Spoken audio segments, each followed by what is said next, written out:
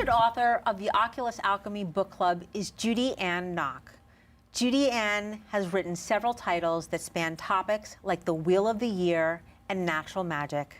She has a Master of Science degree from City College, as well as a double bachelor's degree in creative writing and theater from Florida State University. Judy, it is such an honor to have you on Oculus Alchemy. Welcome. Thank you. So you're the author of Simon & Schuster's The Modern Witchcraft series. So let's talk about two of my favorite titles, Guide to Magical Herbs and Guide to Runes, which we have up here. In Magical Herbs, you mentioned the secret witch names for herbs. Can you elaborate more on this? I would love to elaborate. So part of the allure of witchcraft is that it has always been somewhat steeped in secrecy and mystery. So when you're talking about magical herbs, herbalism is a vast topic. A person could spend their entire life studying herbs and never truly master it because we simply don't live long enough. There's over 50,000 different herb varieties. Wow. In this book, I focused on 100, so it's very much a primer. But because of the secrecy associated with witchcraft, this has definitely informed herbalism because herbs are a big part of witchcraft. A lot of witches use herbs for healing, for magical purposes, as offerings. So herbal magic really is a very, very wide umbrella. So within herbalism, which is different, that's more the scientific study and more connected to wellness and healing, we get very, very specific simply because there are so many variety of herbs, so that each herb will have its binomial name, which is like its genus and species, so it tells you you're working with this particular herb. Then it'll have a common name. For example, an herb that's commonly used in witchcraft is Artemisia vulgaris, which we also know by the name of mugwort.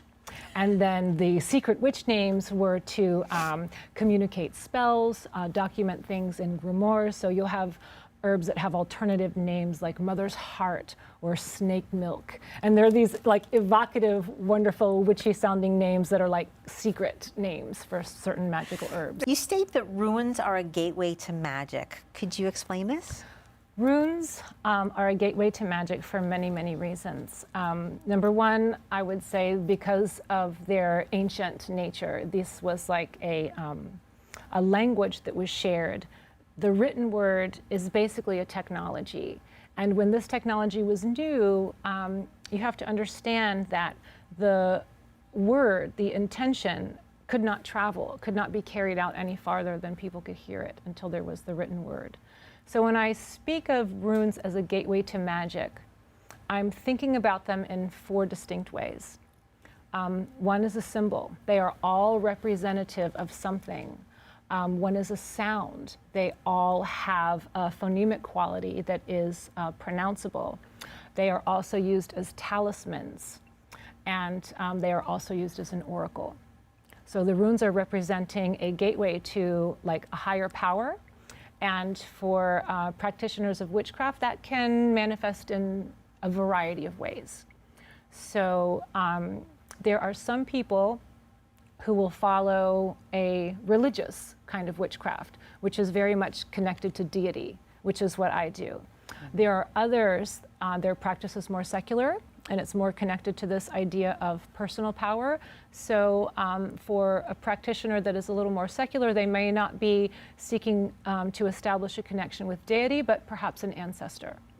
All right, so there are even some people that take on this mantle of witchcraft as a purely personal expression, and they are tapping into like their inner wisdom or their psychic abilities. But no matter which path you're on, and there are many, runes are a gateway to magic for all of them. How could someone new to runes warm up to them without getting overwhelmed? The beauty of runes is their simplicity. It's no more overwhelming than learning the alphabet, which we all do like in primary school. So when you accept yourself as like a student of runes, what you're doing is you are connecting to this ancient energy that began thousands of years ago and is still resonating today. A lot of the runes that were used for like apotropaic or protection magic were to ward off pestilence or to provide safe passage during storms. And these are things that we are still dealing with. We are still confronted by climate change and those disasters. We are still confronted with a global pandemic. We still need protection magic. We still need safety. We still need to conjure abundance and peace and happiness and love for ourselves. Yes, it's still relevant and will continue to be relevant no matter what is going on with Mother Earth. In your opinion, which exercise in runes should one try out? There are so many. I would say if you were just trying out, I would start with like a simple draw. So when I talk about like drawing a rune, I'm talking about a person that has a collection of these symbols on some kind of like a tile or a shell or a stone. It's a physical object. So you start with like a physical object and get an attunement to that object. You want to learn the name of the rune. You want to know, like, especially if you're using it for divination, you want to have an idea of who you're talking to. And you want to learn those associations. So different runic systems have like a different number of characters. In the Elder Futhark runes, I work with about 25. In the Ogam runes, I use around 20. And then in the Witch rune system, I use about 13. Wow. So it's really not as complicated or daunting as it might seem. So I would say start with one and see if it speaks to you, work with that energy, and then add on. Then you can start building like your queries. So you may want to consult the runes in a predictive nature, like to find out what's just ahead. You can do a little calibration of your own psychic abilities to see what has just transpired, and then kind of check yourself to see if your prophesying or your divination is correct. Right. And then you can build on it from there. I've been talking with author Judy Ann Nock. Be sure to pick up one of her books or her titles at your favorite bookstore or online site. Thank you, Judy Ann, for being our guest on Oculus Alchemy. It's been such a pleasure and an honor to meet you. Thank you, likewise.